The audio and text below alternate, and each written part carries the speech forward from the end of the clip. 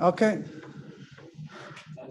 The topic of the shir is regarding the famous Maimer Chazal, teaching of our sages that after 120 years, one of the questions that the Heavenly Court asks him, the first questions, is Sipisali Yeshua, that you anticipate the redemption. I believe Masechta Shabbos, Taflam, and somewhere's around there. And it's a famous quote. I'm sure you've heard the term Sipisali Yeshua, that you anticipate salvation. And there's a lot to speak about. Some things might be self-understood by some people, some things not. But first of all, let's first discuss a little bit a number of aspects regarding this thing. First of all, what exactly does this obligation, whatever you want to call it, entail to anticipate the salvation? Second of all, how does it express itself? Second of all, how does it express itself? Is there any expressions to it? Is there anything you do or you don't do because you're anticipating salvation?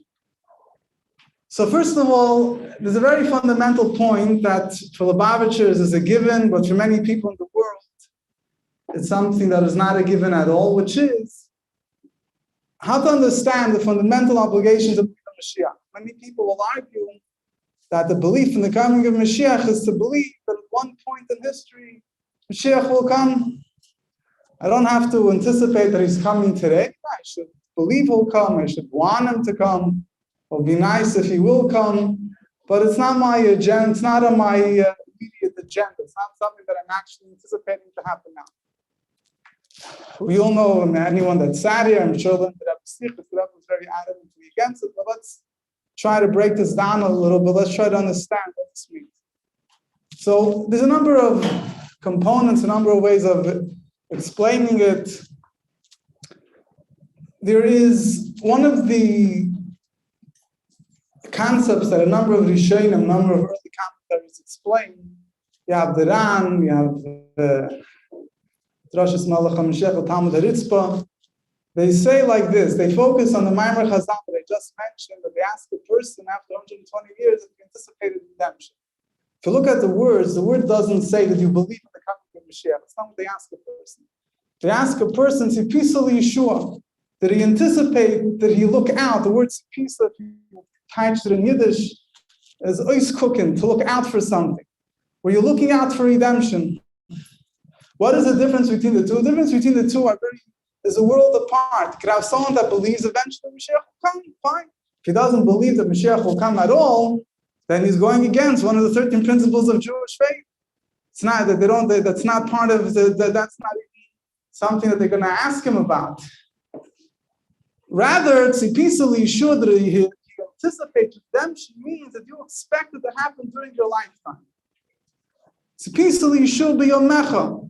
The word Tzipisa doesn't just mean that you believe in something, that you want it, but did you look out for it? Did you expect it to happen during your lifetime?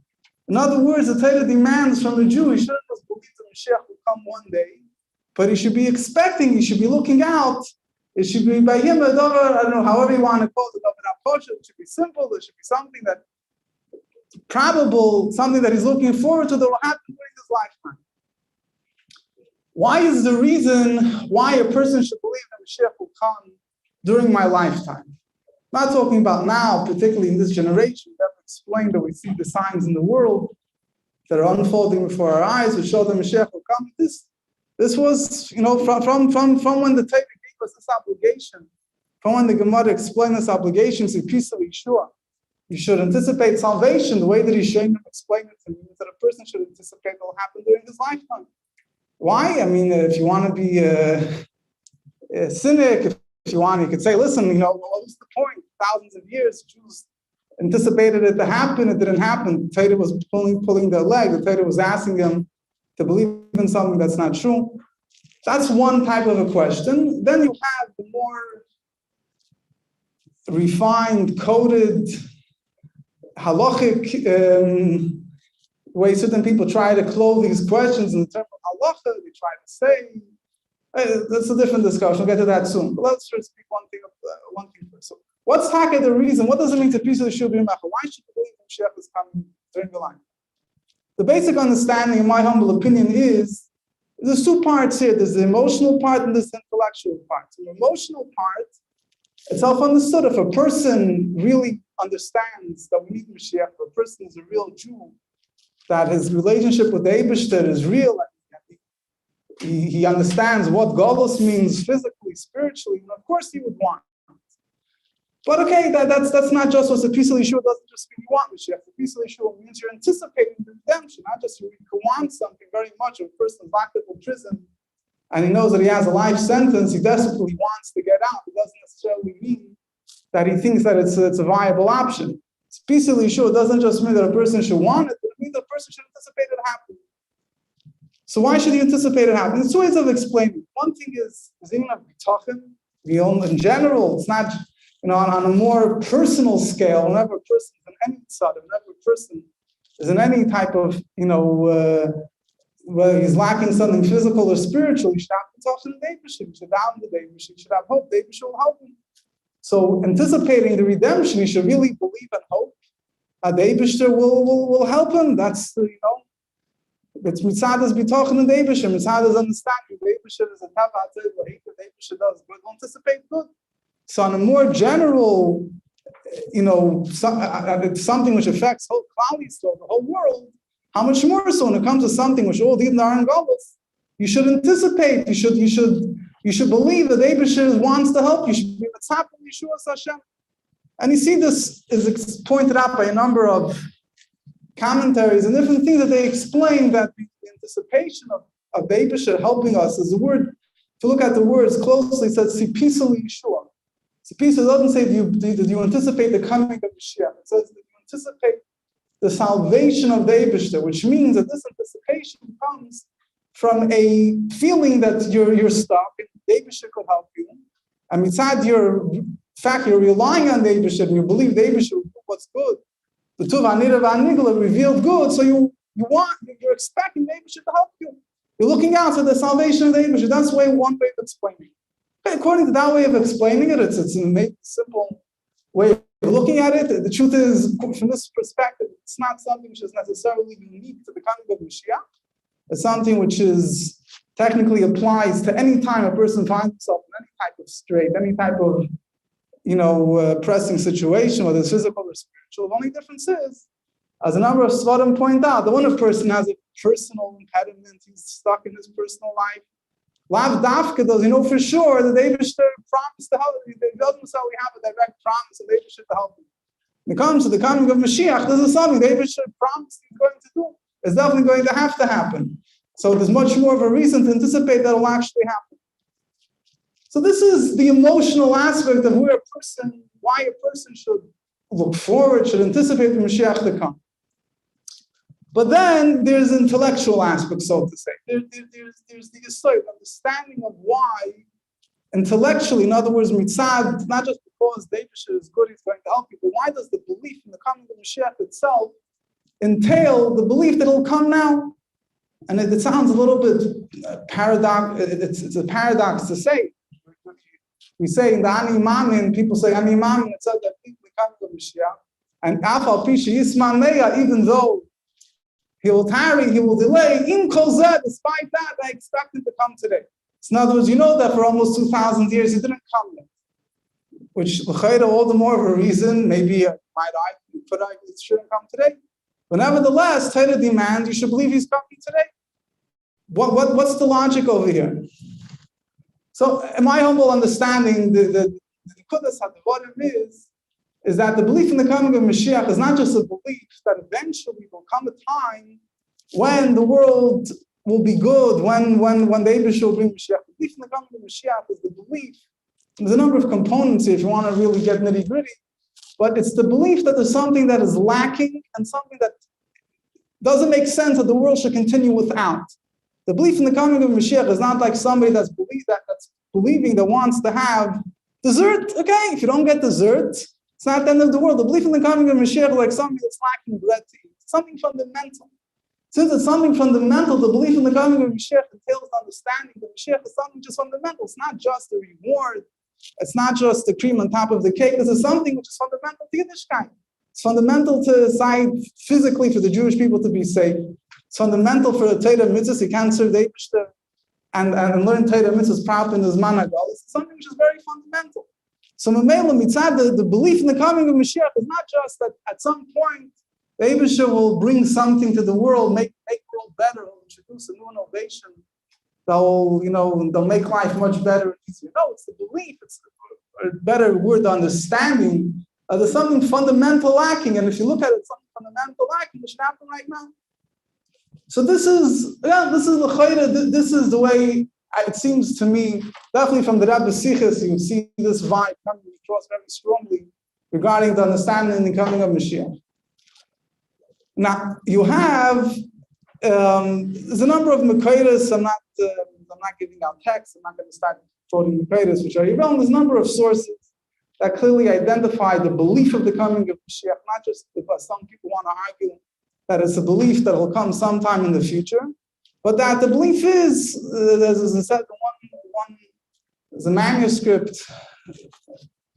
It was written at some point, was used as in which spells out very clearly. I mean, the B'munah Shleim or Rabbi Bias HaMashiach b'meheva. I believe in the coming of Mashiach quickly.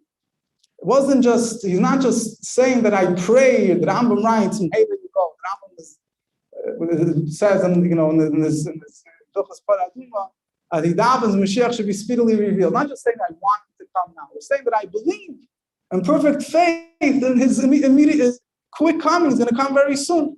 What does it mean? If you want to say you want something, I understand. You might want something. It doesn't mean you're going to get it. What does it mean I believe? So the word is that you believe that this is the way it's supposed to be.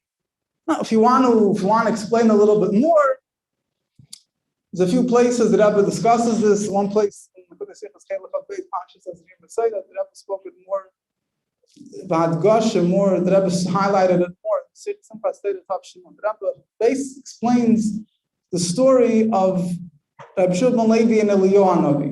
Rabbi Shulman Levi meets Eliyahu Hanavi, wants to know Mashiach is coming. Make a long story short, Mashiach tells him I'm coming today, and he didn't come. So he goes to Eliyahu Hanavi and he asks him what happened to Mashiach lied. He says, no, he didn't lie. He meant to say, today, if you listen to my voice, it's quoting a positive, if you listen to what David wants, Mashiach will come right away. So he didn't mean, it's like the fine print, somebody's advertisement. You always have to look at the fine print. He meant today, if you listen to Torah mitzvahs. So the Rebbe asks, if that's what Mashiach really meant, so why didn't he say so? Why did he give him false hope? So the Rebbe explains, it's not the perspective of Mashiach himself. He's ready to come today. The way he looks at the world, he's already here. The light of Mashiach is ready. The Yidden Torah mitzvahs. Besides the way he looks at the world, there's no reason why he shouldn't be here.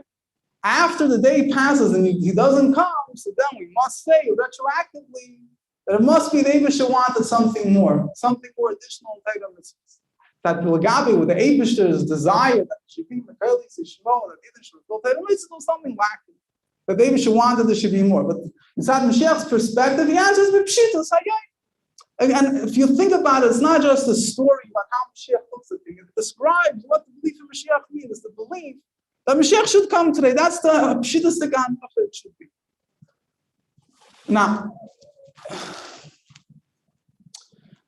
there are other questions that some people heard or didn't hear. There's a lot of people that they would take issue with this belief, and they try to knock it from different angles. But most notably, they try to use halachic arguments.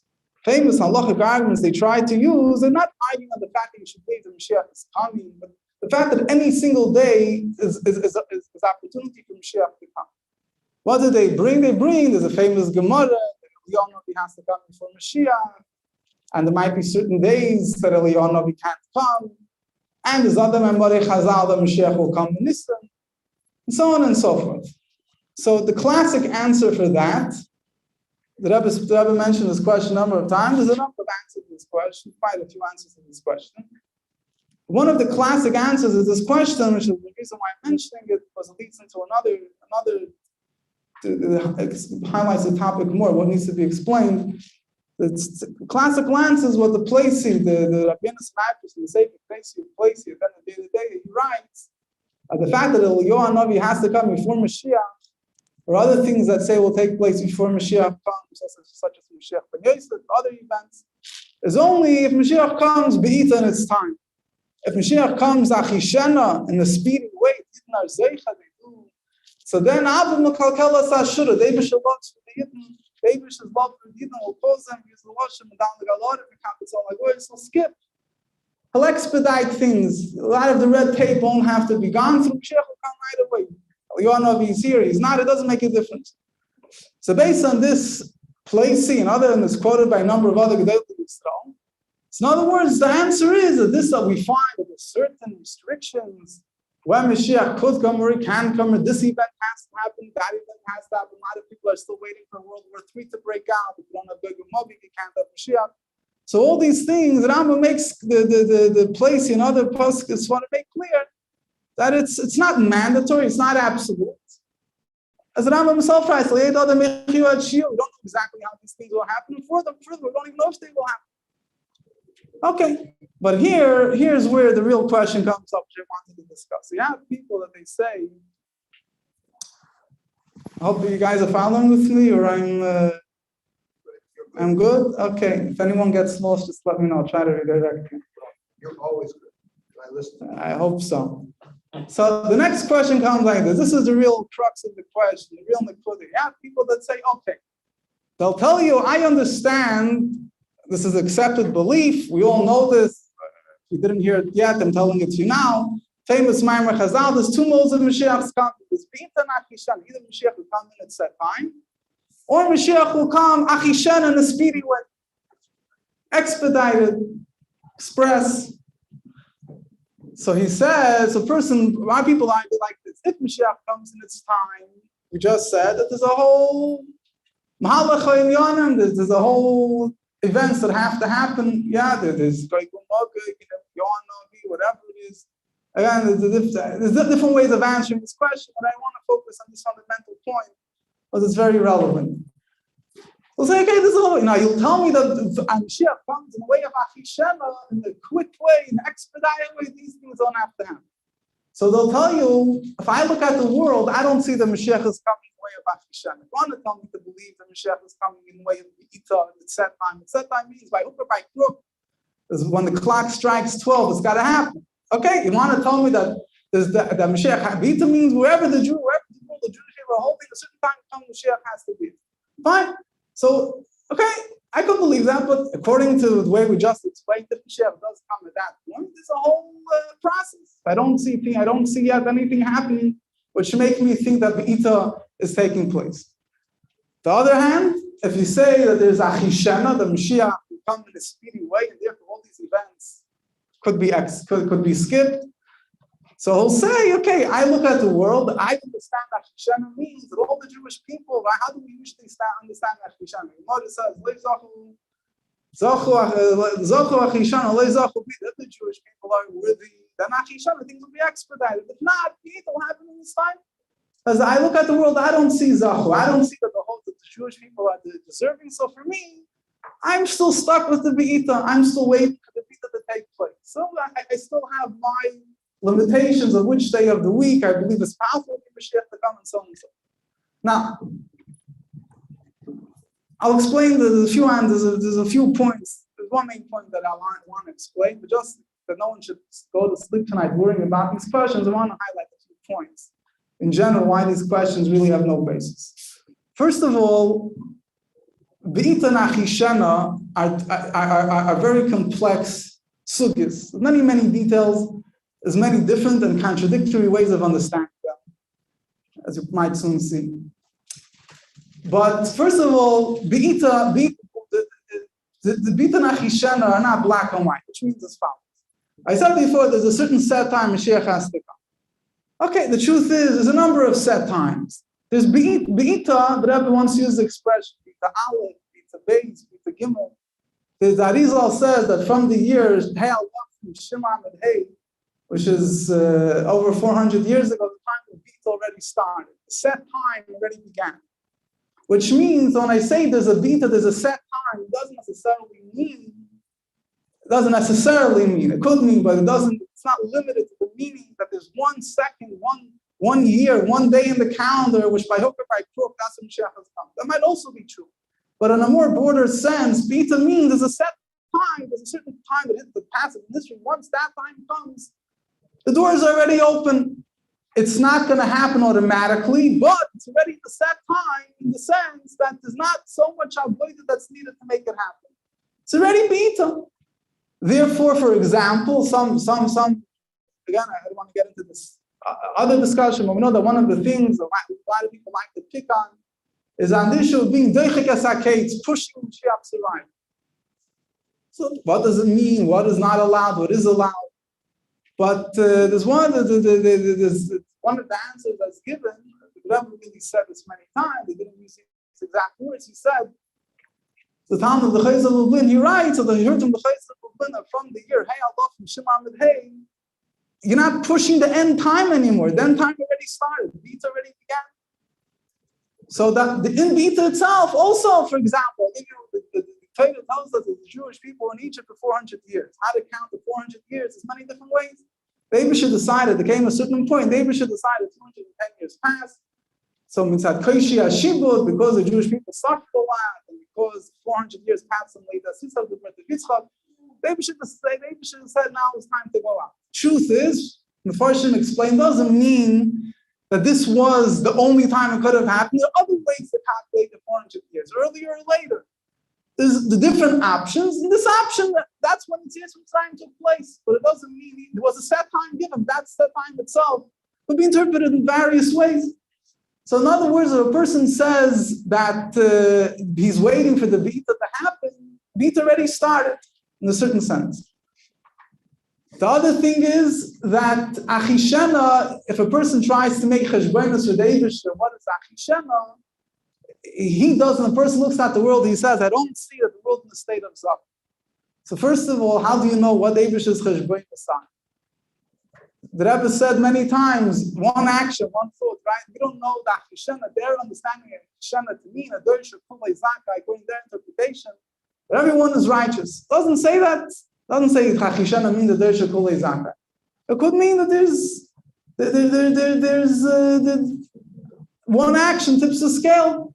Particularly, furthermore, the Chafetz Chaim, he says a very geschmacked word. He says that Achishena, the avodah, the service that's required for Achishena, the hasten Mashiach's coming is all relevant. It means like this.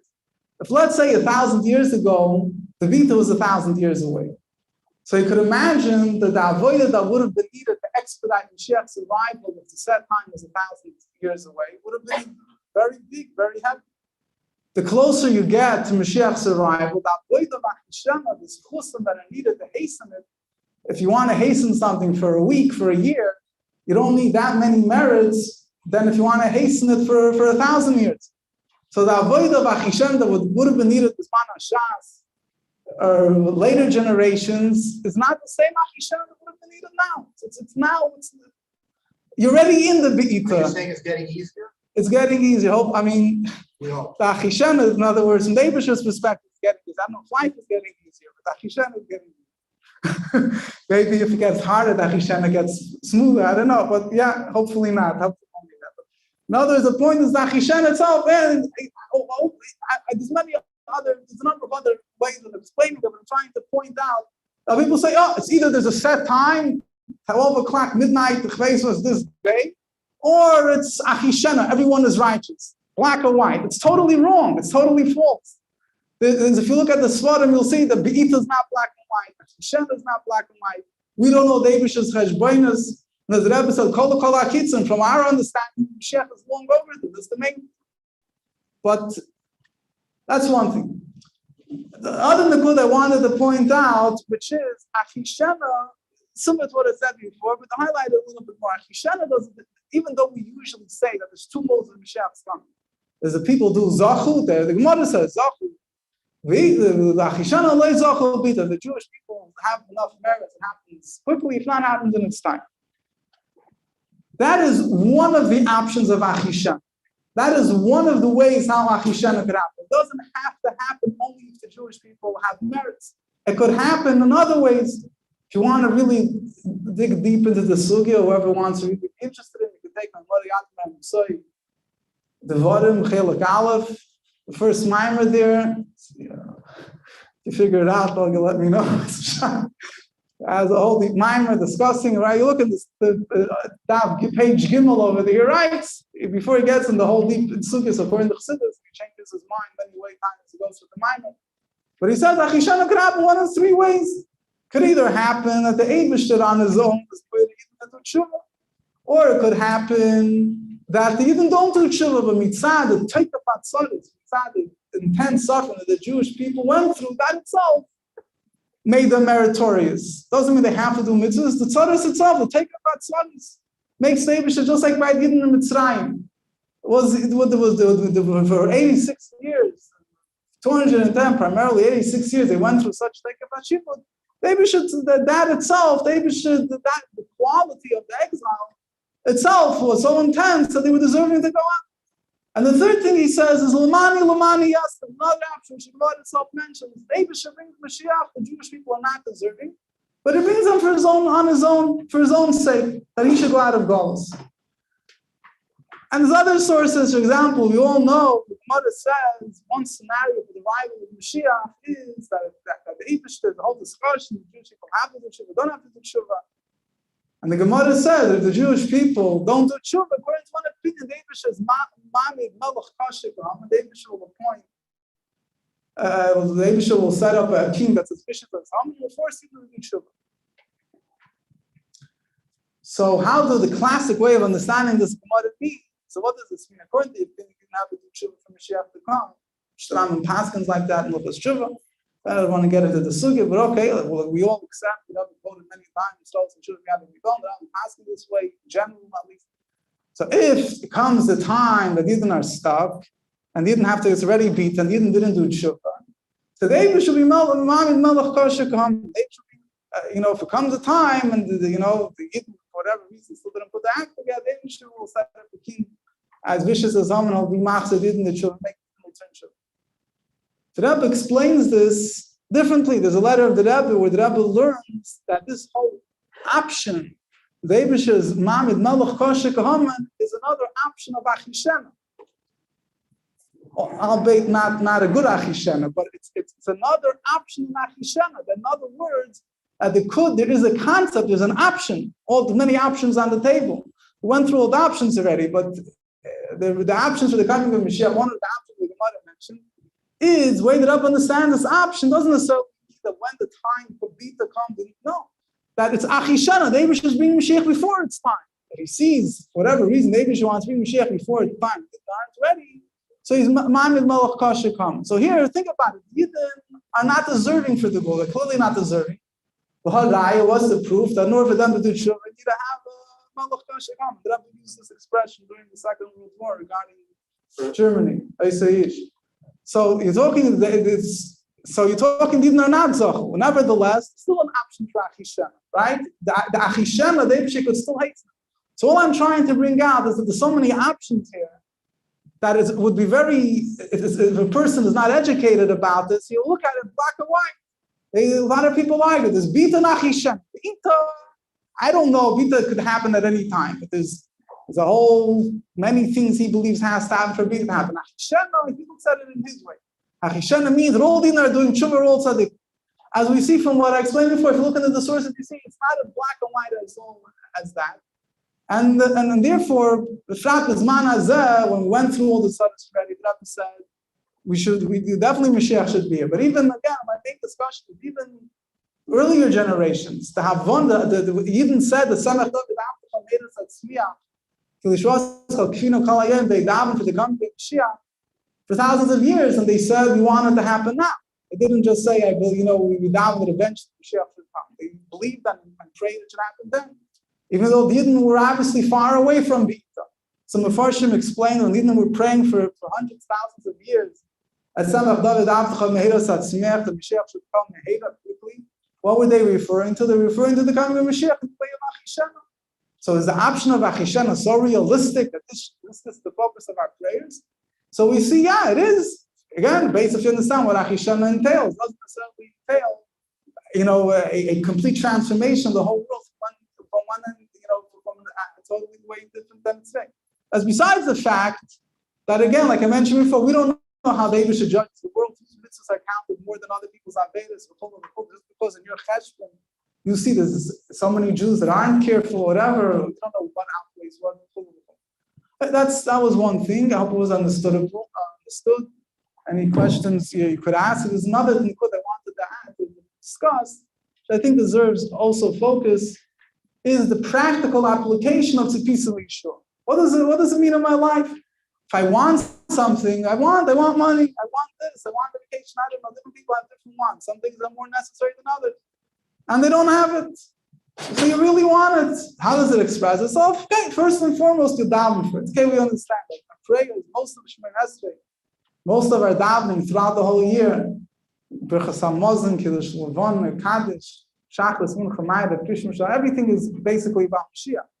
So the focus of our prayers is Moshiach. Okay, but is there any practical application? The answer is there is one very interesting one, which I guess it doesn't hurt to mention. I hope I'm not going to put anyone's dreams, but I don't know why it should anyway. We'll see, but fine. There's a Gemara, Masechta Avodah Zarah Daf Tes on the base. The Gemara says that 400 years after the destruction of the Beis HaMikdash, a person will tell you, buy a field that's worth 1,000 coins. I'm giving it to you for a very big discount. For one coin, you could buy, if you $1, you could buy real estate that's worth $4,000. So the Gemara says, late sikach, don't buy it. Why not? There's a few different ways of understanding the Gemara. The main way of understanding the Gemara is that there was a case. One of the times, the opportune times for Moshiach to come was 400 years after the destruction of the Beis HaMikdash. And the Gemara wants to highlight that the Munah Shleim, a person should have such belief in the coming of Moshiach, that even if you get for a large discount, if he could get, what is he losing? He's losing one coin. First comes source, he doesn't get the field, he's going to lose 1 point. What could he get? He could get 1,000 times the amount. Nevertheless, he shouldn't buy. Why? Because he's going to Eretz Yisrael. He's going to Eretz Yisrael. He's not going to take the field with him anyway. Oh, very good. So I didn't ruin anyone's dreams, because Rabbi Yisrael was a big guy of Yisrael, and he said, the Gemara said, Moshiach will come to all our shul, he will go to Eretz Yisrael. So he said, every house of a Jew is even greater than his shul, because in his shul you daven 3 times a day. And in your house, you travel your seder, you do all the mitzvahs. Of course, your house will go on. The Rebbe said the streets will go also. Okay. So Baruch Hashem, you have nothing to worry about. But again, the Nakuda is, the truth is, that even the Gemara also didn't have anything to worry about, because all you would lose is the dollar. You wouldn't be losing too much anyway. So what is the point over here? So Mefarshim say, obviously, we're not worried about the loss of the dollar. It's ridiculous. And second of all, when Mashiach comes, everyone will be rich. Whatever loss you gave for that dollar, you'll make up, and the diamonds that will surround the Yerushalayim.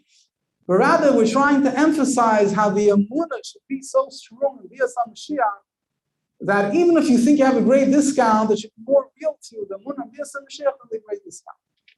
Based on this, there is an interesting discussion in Paskin, which doesn't get headlines, but it is discussed. And I'll tell you, don't get scared. No, it's not a halacha.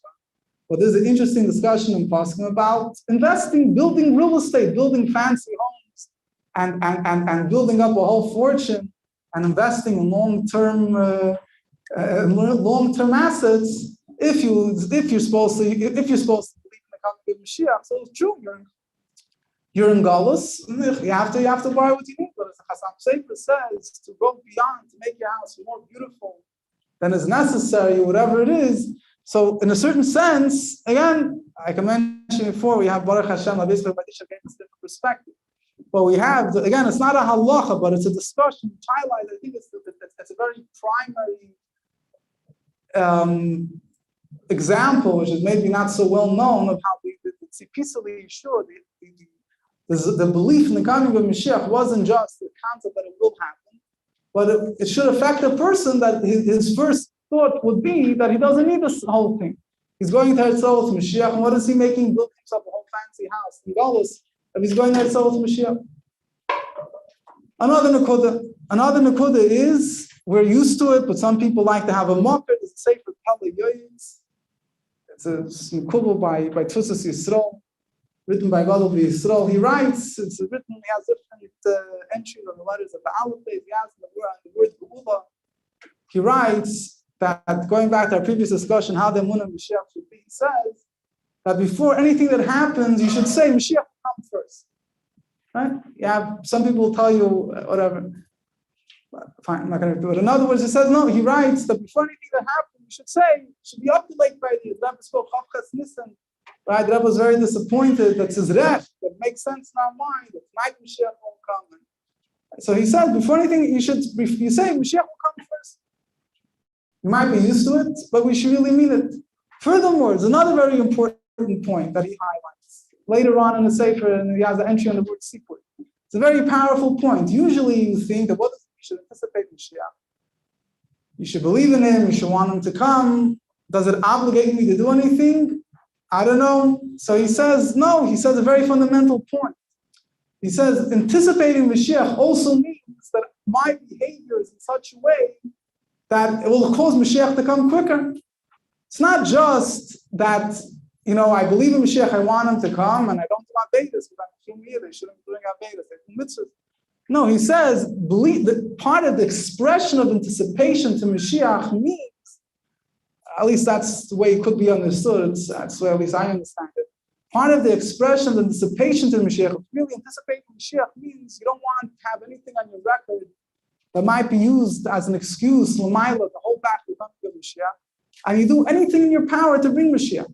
So the Rebbe is telling us, tut out what you can, do everything you could to bring Mashiach, and Kol Yimei Chayecha, loving ways on Mashiach.